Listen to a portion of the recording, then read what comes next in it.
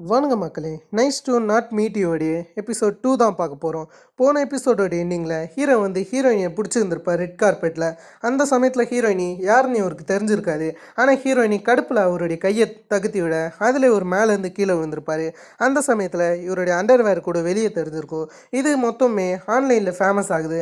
ஆன்லைனில் இது ஒரு மிகப்பெரிய டாப்பிக்காக மாறுது. அதாவது இவ்வளோ பெரிய ஆக்டர் இப்படி கீழே விழுந்து அசிங்கப்பட்டுட்டாருன்ற மாரி அது முழுக்க ஆன்லைனில் பப்ளிக் முன்னாடி வேகமாக பரவ இதெல்லாம் நம்ம ஹீரோவுடைய நிலைமை ரொம்ப மோசமாயிடுச்சு.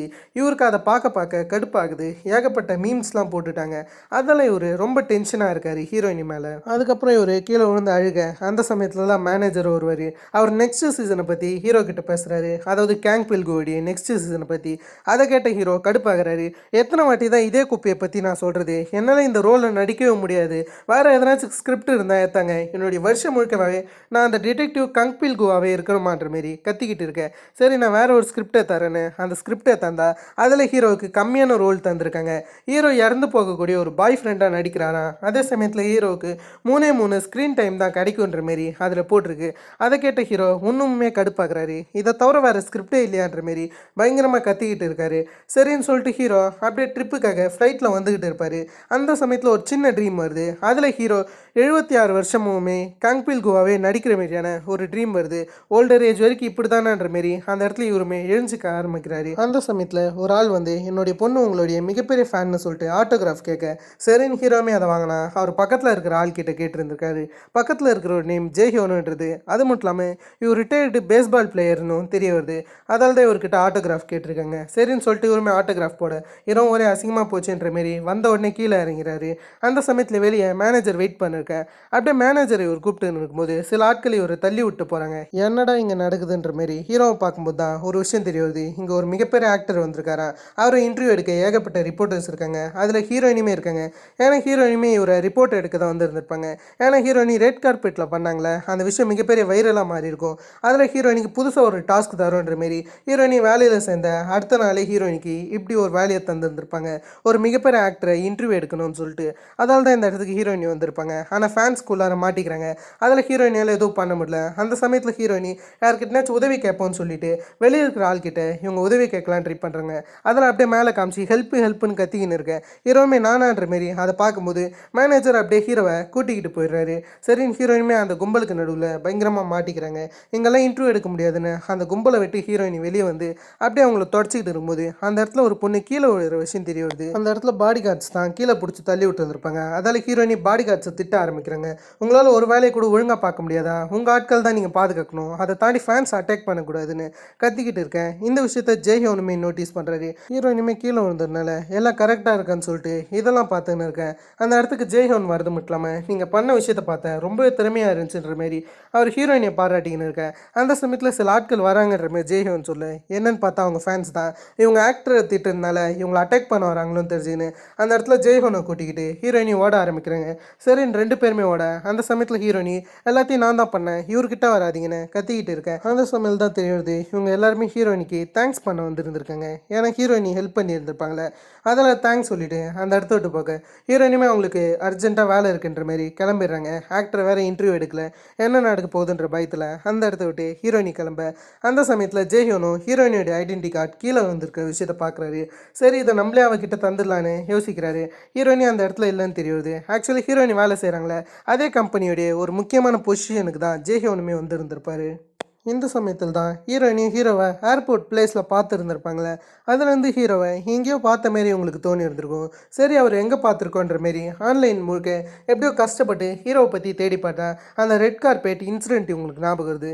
அதாவது ஹீரோவை ரெட் கார்பெட்டில் பிடிச்சி தள்ளி விட்டு எல்லாருக்கும் முன்னாடி மானபங்கம் பண்ணி இருந்திருப்பாங்களே, அந்த விஷயம் உங்களுக்கு ஞாபகம் வர சரின்னு சொல்லிட்டு அதை பற்றி இவர் உங்களுடைய பிரதர்கிட்ட கேட்டால் அவர் வந்து ஹீரோ ஒரு மிகப்பெரிய ஆக்டர்னு சொல்கிறாரு. கேங் பில்கோவை பற்றிலாம் சொல்கிறது மட்டும் இல்லாமல் அவர் ஓவர் நைட்டில் ஒரு மிகப்பெரிய ஆக்டராக மாறிட்டாரு, அவரை பற்றி உனக்கு தெரியலையான்ற மாரி ஹீரோயினிக்கிட்ட போகிற. ஆனால் ஹீரோயினிக்கு அதெல்லாம் நம்பிக்கை கிடையாது. ஹீரோவை பற்றி ஒரு தப்பான எண்ணம் தான் வச்சுருக்காங்க. அடுத்த நாள் இவங்க ஆஃபீஸ்க்கு போனால் அந்த இடத்துல இருக்கக்கூடிய சீஃப் ஹீரோயினை பிடிச்சி செமையாக திட்டுறாங்க. ஆனால் ஆக்டர்கிட்ட இவங்க இன்டர்வியூ எடுக்க கிடையாது. அதில் இவங்களை பிடிச்சி திட்டுறது மட்டும் இல்லாமல் புதுசாக ஒரு டாஸ்க் வந்திருக்குன்னு சொல்கிறாங்க. அதாவது ஹீரோ கிட்ட இப்போதைக்கு யாருனாச்சும் இன்டர்வியூ எடுக்கணும், யாருனாச்சும் வரீங்களான்னு கேட்டால் அந்த இடத்துல ஹீரோயினி வாலண்டரியாக வராங்க. ஏன்னு கேட்டிங்கன்னா ஹீரோயினி இதுக்கு முன்னாடியே அவர்கிட்ட சில மிஸ்டேக்ஸ்லாம் பண்ணியிருக்காங்களே, அதுக்கு மன்னிப்பு கேட்க தான் வரன்ற மாரி அதுக்கு ஒத்துருந்துருக்காங்க.